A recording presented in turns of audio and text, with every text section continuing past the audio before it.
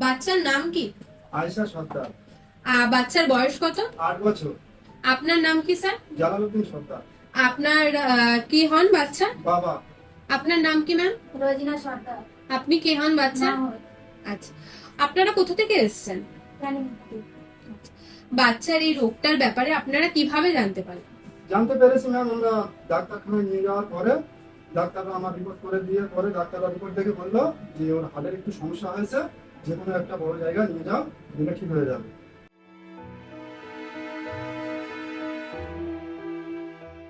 তো এতদিন ওনার চিকিৎসা হয়নি কেন বাচ্চার?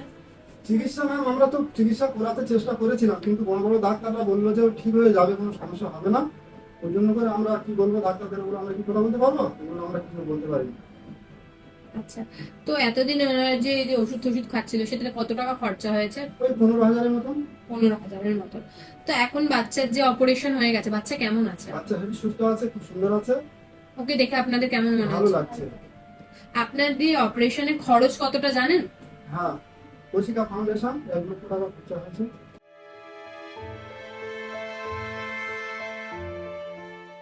আচ্ছা, এই কৌশিকা ফাউন্ডেশন যে 1 লক্ষ টাকা দিয়েছে আপনার বাচ্চাকে, তাদেরকে কিছু বলতে চান? তাদের আমাদের তরফ থেকে অনেক ধন্যবাদ, ভালো খুব উপকার করেছে আমাদেরকে।